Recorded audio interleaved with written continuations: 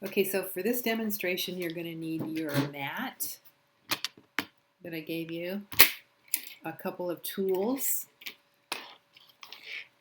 a container that I've given you, your sponge, and with your sponge, just go ahead and run it under the water and get it a little bit wet, a little bit damp like this, and then put it back in here so that if you need a little bit of water, you're just going to get it like that. That way your piece is not going to get too drippy, too messy, and too wet. Okay, you're going to need about a handful of clay, so go ahead and get that out of your bag and squeeze all the air out of your bag before you close it to prevent it from drying out. And then go ahead and get your picture that you drew and keep that next to you so that as reference. And if some of you happen to have picked up a little pumpkin from the grocery store, that's also a good idea to have in front of you. Okay, so you have your clay, about enough for a handful, and you're going to just kind of compact it. So as per usual, if you see a crack, you can go ahead and fix it. If it's not going away, then you could take a little bit of clay, put a little water on it, and get a little water on your finger. Now notice my hands aren't getting too dirty because I'm just using water very minimally. Okay, so you're going to spend a little bit of time with this, working out the shape and keeping it round, because when you're making a sculpture, all parts of the sculpture matter. So you can roll it on the table, you can tap it on the table. Okay, it's starting to look more and more like a rounded rectangle. Yeah, I like that better, a little bit flatter. So I'm going to 1, 2, 3, 4, 5, 6, 7, 8, 9, 10. 10 lines. So I'm going to just make a little dot in the middle. With the back of this, I'm just gently, not intensely, because if I want to change them, I can. 2, 3, 4, 5, 6, 7, 8. I think 8's good for this pumpkin. It's kind of small. And now I'm going to do the same thing on the bottom. I'm going to make a little dent. And then I'm going to draw this all the way to that. And I'm not pressing too hard. All I'm doing right now is just marking it. Just marking the lines.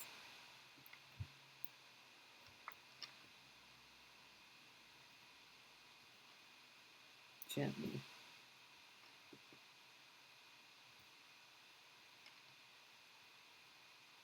Okay, now I have the lines marked. So now this technique is called pressing. We want to turn these lines into, we want to turn the space in between the lines into shapes. So we're going to take this tool right here, and we're going to hold it at an angle, and we're going to just press. We're going to start pressing it. I'm going to go all the way around, all the way to the bottom. Press, press, press, press, press. Flip it over. All the while meeting in the middle.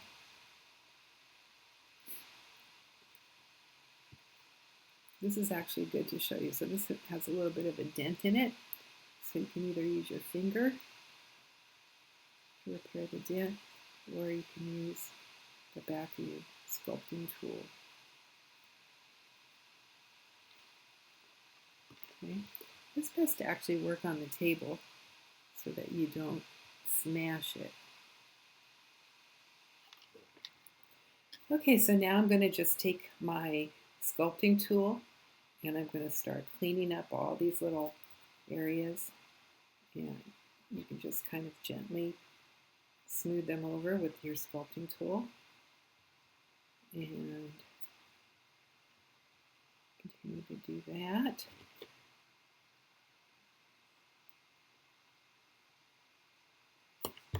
So if you have any sections that are kind of too thick, you can just kind of smash them in a little bit. And also work on rounding up. It takes patience and going slowly,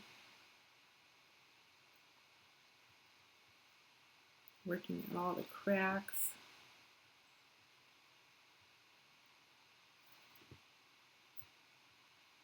Just pressing. This tool right here is actually shaped really well because it sort of has a little groove in it.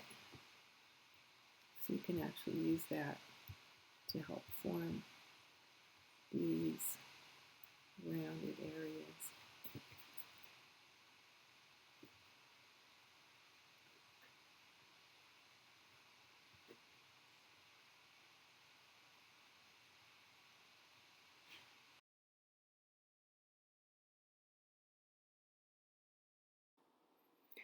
So now you're going to make your stem. You can do this by just rolling a very small coil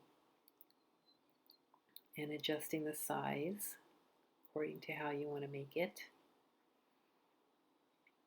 You can add just a teeny bit of water and then kind of press it into your socket so that it's connected firmly.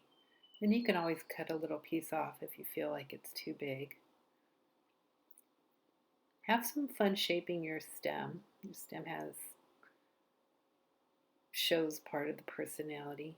Make sure you weld it along the connection area so that it won't pop off as it starts to dry. And then use your sculpting tool, the concave part of your sculpting tool, and just start refining the top shapes a little bit so that the stem looks nicely integrated. Repairing any little cracks as you go. You can sort of think of the sculpting tool as an eraser in a way. Okay, this is good for now. So go ahead and gather up your extra clay and make sure you put it back in your baggie and close your baggie nice and tight. And then if you have a piece of plastic, you can use saran wrap. Wrap your pumpkin up super tightly. Try not to smash the stem, and then just stick it in your little cup. You can even leave the sponge in there. Go ahead and get all the clay off of your tools, and all those little crumbs and things you can just throw away so they don't get all over your room. You can also wipe your mat down so it's nice and clean for you the next time.